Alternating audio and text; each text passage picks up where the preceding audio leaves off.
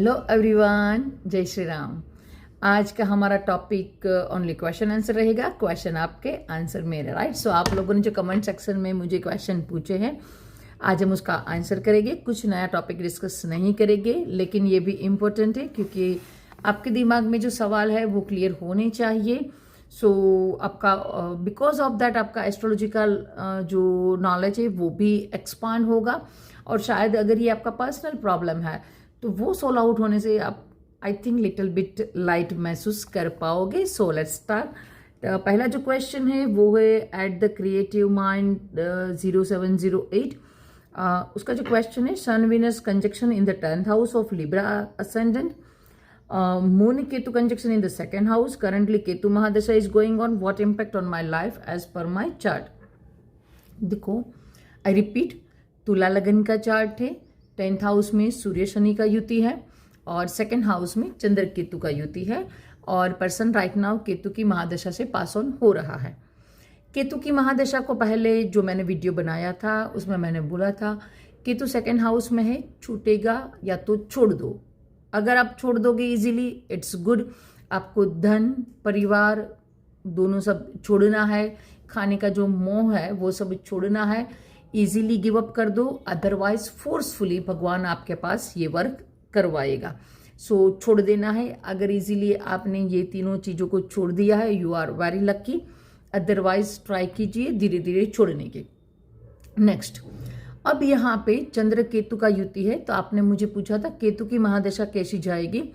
देखो, चंद्र केतु साथ है, तो अगर मैं कंपैरिजन करूं तो केतु की महादशा अच्छी जाएगी इन कंपेयर टू चंद्र, क्योंकि केतु एक बेनिफिशियल प्लैनेट चंद्र के साथ बैठा है, एक सौम्य प्लैनेट के साथ बैठा है। इन कंपेयर दैट अगर चंद्र की महादशा की बात करें तो वो उतनी अच्छी नहीं जाएगी, क्योंकि वो अफ्लिक्टेड है केतु की वजह से, राइट। सो केतु की महादशा अच्छी जाएगी, लेकिन अगेन मदर के लिए आपको ऑलवेज थोड़ा सा देखना रहेगा, क्योंकि देखो आपने चंद्र केतु का ग्रहण योग है, तो जो माता को रिप्रेजेंट करता है वो प्लैनेट चंद्र है। चंद्र केतु का ग्रहण योग हो गया। आपके 4th हाउस में आपका तुला लगन है, तो 4th हाउस में शनि की राशि आएगी, मकर राशि, और मकर राशि से 4th हाउस से एग्जैक्ट 180 डिग्री 10th हाउस में आपने सूर्य और शनि 2 क्रूर प्लैनेट को बिठा दिया है। सो 4th हाउस पे सूर्य और शनि का दृष्टि आएगा, जो मदर के लिए उतना बेनिफिशियल नहीं है। और पर्टिकुलर आपका जो सुख भाव है, आपके सुख शांति, जहाँ पे पीसफुल मेरा हाउस है, वहाँ पे मुझे ऐसे क्रूर प्लैनेट की दृष्टि नहीं चाहिए। 10th हाउस के लिए बेनिफिशियल है, आपके बिजनेस के लिए बेनिफिशियल है, आपके सूर्य को वहाँ पे बिठाया। आपका नेम फैम के लिए अच्छा है, शनि है, आप वर्कोहॉलिक रहेंगे, ये सारी बात अच्छी है। ओनली 4th हाउस पे जो उसका दृष्टि आ रहा है वो बेनिफिशियल नहीं है। और अगेन मैंने क्यों यहाँ पे, आपने माँ का टॉपिक नहीं पूछा था, लेकिन मैंने क्यों माँ को इंक्लूड कर दिया, क्योंकि आपने चंद्र केतु की बात की, आपने 10th हाउस की सिचुएशन बताई, लेकिन वो अफ्लिक्ट करती है 4th हाउस को। और अब देखो 4th हाउस का जो लॉर्ड बना तुला लगन में, वो है शनि। शनि कहाँ पे बैठा दिया आपने? 10th हाउस, यानी कि कर्क राशि में। ऑलरेडी शनि यहाँ पे फेवरेबल महसूस नहीं करता है, और उसके साथ सूर्य को बिठा दिया कि जो भी उसके साथ भी शनि की उतनी नहीं जमती है।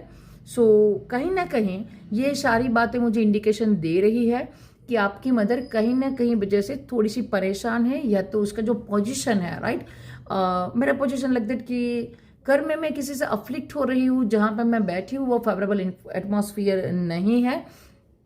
और डिपेंड ऑन द गुरु का कंडीशन, क्योंकि यहाँ पे गुरु आपने मेंशन नहीं किया है।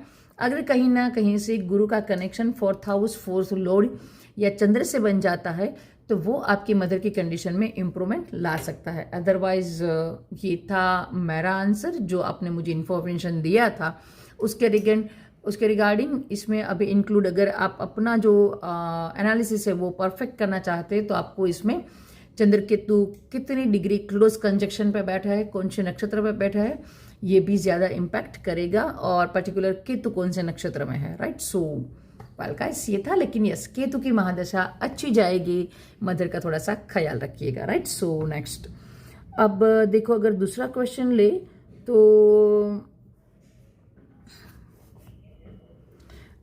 ये है नर्मदा टेक्सटाइल 65। उसने लिखा है कि मेरा मेष लगन है और वृश्चिक राशि है। Mercury, Venus and Mercury are conjuncted in the 12th house और वीनस वर्गोत्तम है। देखो बेसिकली उसने हमें ये इन्फॉर्मेशन दिया है कि मेष लगन है, चंद्र 8th हाउस में है, वृश्चिक राशि में है और शुक्र बुध का युति 12वें भाव में है। सो 12th हाउस में हम शुक्र बुध का युति अच्छा मानते हैं। अगर मैं यहाँ से 2 प्रेडिक्शन निकालना चाहूँ तो यहाँ पे भी अगेन आज का टॉपिक ऐसा है कि मदर आई जाती है, क्योंकि मेष लगन में आपने चंद्रमा को 8th हाउस में बिठाया तो मदर का कंडीशन डैबलेटेड, इसको हम अच्छा नहीं मानते हैं। और अगेन यहाँ पे क्यों मैंने मदर को कनेक्ट किया देखो, तो वो 4th हाउस का लोड भी तो चंद्रमा ही है। जब कभी भी देखो, ये ऑन एन एवरेज है, जब कभी भी आप मेष लगन लेकर आते हो ना, उस टाइम पे क्या होता है कि आपका 4, देखो यहाँ पे भी क्या हो गया, 4th हाउस भी चंद्रमा को मिला है, मदर भी यहाँ पे चंद्रमा से ही हम देखते हैं। तो दोनों जो भाव और जो कारक है वो 4th हाउस में माँ के लिए सेम हो जाएगा। सो अगर 4th हाउस और चंद्रमा पीड़ित हो गए तो यहाँ पे जो कॉम्प्लेक्शन देखने मिलेगा वो हमें ज्यादा मिलेगा। देखो यहाँ पे अफ्लिक्टेड ओनली चंद्रमा ही हुआ है, लेकिन वो 4th हाउस का लॉर्ड भी है, तो मदर यहाँ पे अफ्लिक्टेड है, ये हम सीधा सीधा बोल सकते हैं।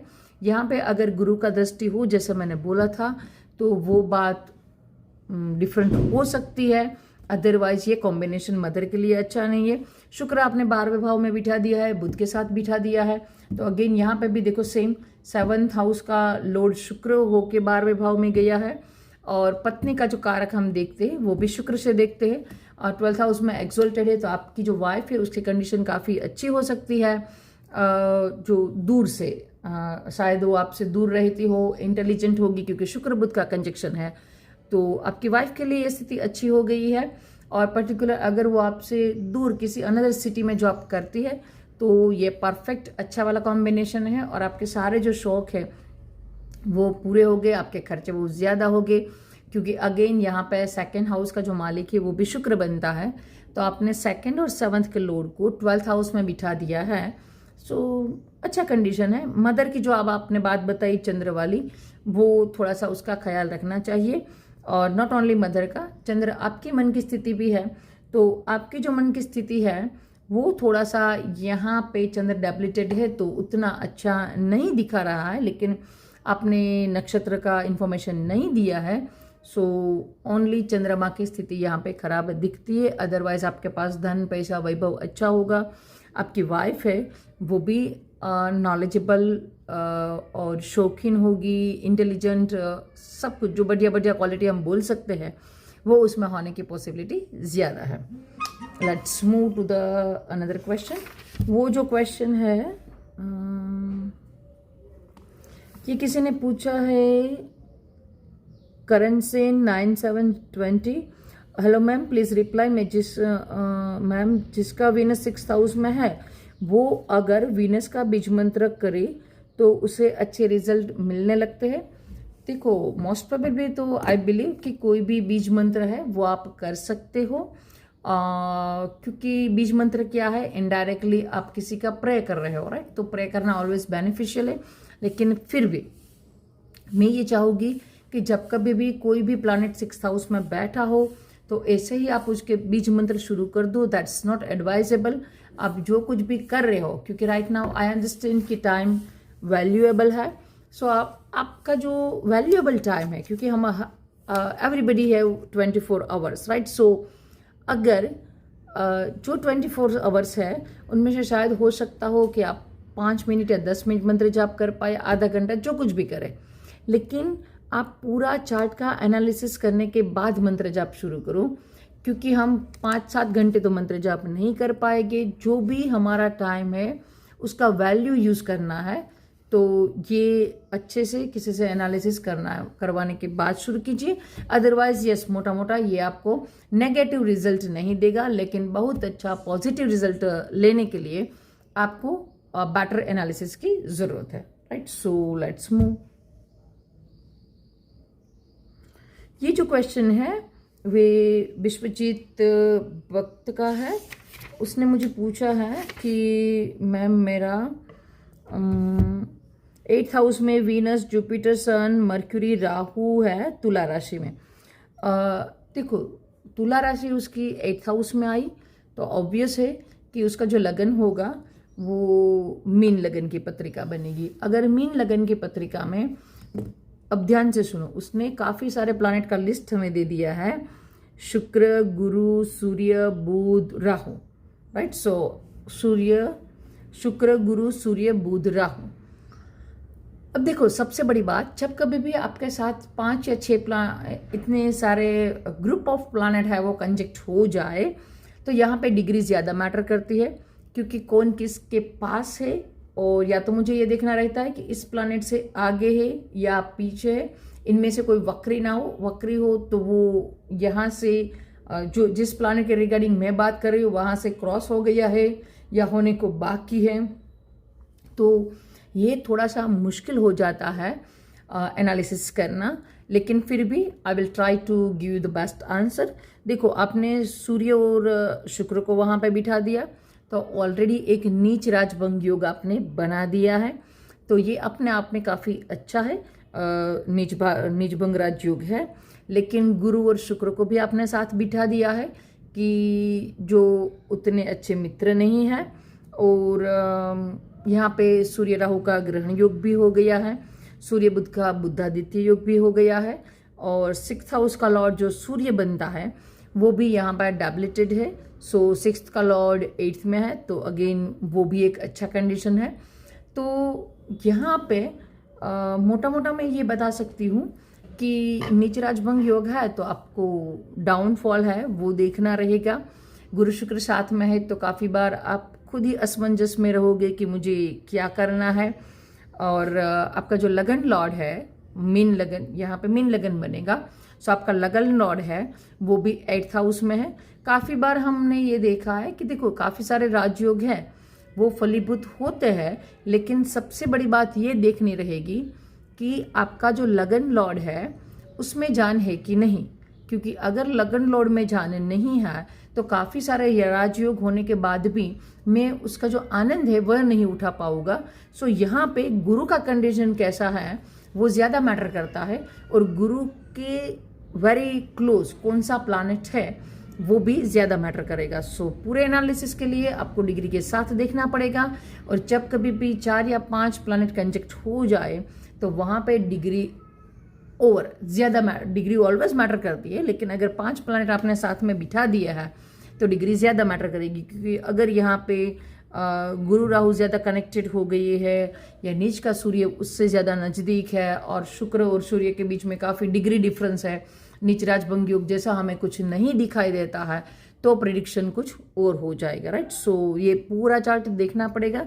लेकिन यस, ऑल ओवर भगवान ने आपको नॉलेजेबल बनाया है, क्योंकि आपका लगन लॉर्ड 8th हाउस में है और शुक्र के साथ है, खुद आप एक गुरु हो, राइट। बुध को भी आपने साथ में बिठाया है, तो ऑल ओवर जहाँ तक मैं प्रिडिक्ट कर पाती हूँ आप एक नॉलेजेबल पर्सन हो। लेकिन फिर भी जब कभी भी कुछ डिसीजन की बारी आएगी, चंद्रमा का कंडीशन यहाँ पे आपने मुझे नहीं बताया है, लेकिन फिर भी आई कैन से गुरु, शुक्र, सूर्य और राहु और बुध। सो सूर्य को छोड़ दो तो शुक्र, गुरु, बुध, राहु, ये सारे जो प्लैनेट है वो आपका जो डिसीजन पावर है, जब कभी भी आप एक थॉट पे, फाइनल थॉट पे पहुंचना चाहोगे उस टाइम पे यू फील कंफ्यूजन, क्योंकि गुरु का अलग मत है, बुध कुछ अलग बताएगा, शुक्र कुछ अलग बताएगा। तीनों इंटेलिजेंट प्लैनेट है, नॉलेजेबल प्लैनेट है, और उस साथ में आपने राहु को बिठा दिया तो और एम्पलीफाई कर दिया इस सारी बातों को। सो पूरा चार्ट देखना रहेगा, otherwise one sentence I can say you are a intelligent person, right. So next यहाँ पे जो क्वेश्चन है वो है Venus 12th house pieces expected by the retrograde Jupiter, कुछ मिल रहा है लाइफ में। ओके, बेसिकली उसका क्वेश्चन ये है कि मेष लगन का चार्ट है, 12th हाउस में शुक्र है और 6th हाउस में जुपिटर है। वो बोल रहे हैं कि कुछ नहीं मिल रहा है मुझे लाइफ में। अब देखो, आपके क्वेश्चन है वो प्रॉपर है, लेकिन यहाँ पे सबसे पहले कुछ मिल रहा है या कुछ नहीं मिल रहा है, दैट डिपेंड ऑन द लगन लॉर्ड और मून। क्योंकि एक रिक्शा वाला भी ये बोल सकता है कि आई एम हैप्पी, और किसी का सैलरी अगर 5 लाख हो तो भी वो बोलेगा आई एम अनहैप्पी, मुझे कुछ नहीं मिल रहा है। सो प्लीज़ यहाँ पे आपको आपका लगन लॉर्ड यानी कि मंगल कहाँ पे है और चंद्र कहाँ पे है ये बताना ज़रूरी है, तभी तुम्हें समझ पाओगी कि भाई आपको चाहिए क्या और क्या मिल रहा है क्या नहीं मिल रहा है। क्योंकि देखो, अगर राइट नाउ कोई मुझे आकर पूछे कि फॉरेन जाने का मेरे चार्ट में योग नहीं है, राइट, सो काफ़ी लोग ऐसे हो गए कि जो फॉरेन नहीं जाने के कारण दुखी है, लेकिन ऑलरेडी मैं तो जाना चाहती ही नहीं हूँ, राइट, सो ये मेरे लिए मैटर ही नहीं करता है। सो सबसे पहले मैं आप सभी लोगों को भी एडवाइस करना चाहूँगी कि अगर आप किसी का भी चार्ट उठाते हो तो अगर उसके बारे में, ये देखो ये कॉमन है, राइट, सो अगर किसी के भी बारे में आप बोलना चाहते हो कि ये पर्सन परेशान है, हैप्पी है, कुछ भी, सो सबसे पहले देखो कि क्या वो चाहता क्या है, तभी तो दुख होगा ना। दुख कहाँ से आता है? हमारी चाहत से। अगर मुझे उस चीज़ के रिगार्डिंग चाहत ही नहीं है और परमात्मा ने नहीं दिया है तो I am very happy like that. मुझे फ्रेंड्स पसंद ही नहीं है, so I am alone, so it's a very good blessing for me, क्योंकि मैं आराम से अपना काम कर पाऊंगी। लेकिन मुझे फ्रेंड सर्कल चाहिए, फिर नहीं मिल रहा है, at the time I will start complain, मेरे दोस्त नहीं है, मेरे दोस्त नहीं है। लेकिन अगर आपको चाहिए नहीं, अगर जिस पे शनि का प्रभाव है ऐसा पर्सन आपको मिल जाए तो देखो उसे चाहिए ही नहीं है। अगर वो किसी के साथ बैठने से परेशान हो जाएगा कि ये कब जाए और कब मैं अपना काम चालू करूं, वहीं पे अगर आपको कोई सूर्य से प्रभावित व्यक्ति मिल जाए, चंद्रमा से प्रभावित मिल जाए, राइट, मिथुन राशि वाला हो, तो वो चाहेगा कि कोई आए मेरे पास। So again I very respect to you. ये जो क्वेश्चन था वो था जुगनी तो क्यों। सो प्लीज जब कभी भी आप हो पाए तो आपका लगन लॉर्ड या मून, आपका क्वेश्चन तो आपको लिखना ही है, लेकिन उसी के साथ आपका लग्नेश का कंडीशन और आपका चंद्रमा का कंडीशन प्रॉपर लिखना है, ताकि मैं समझ पाऊँ कि आप पर्सन क्या हो, आपको चाहिए क्या और कैसे आप उसके लिए हार्डवर्क कर पाओगे, कैसे वो सारा पॉसिबल होगा।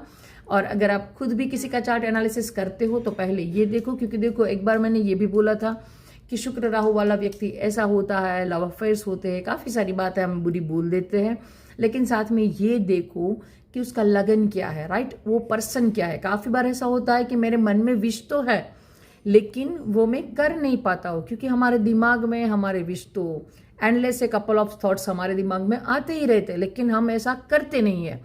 Otherwise for a 1 second you can think, देखो अगर मुझे राइट नाउ गुस्सा आया, किसी भी पर्सन को गुस्सा आया, वो काफ़ी लोगों को आता है, डे बाय डे हम भी सभी ने महसूस किया होगा एंगर, राइट। सो पर देखो, कोई गुस्से में आकर खून कर देता है, कोई गुस्से में आकर हाथापाई कर देता है, कोई गुस्से में आकर चीज तोड़ देता है, कोई गुस्से में अपने आप को कमरे में बंद कर लेता है।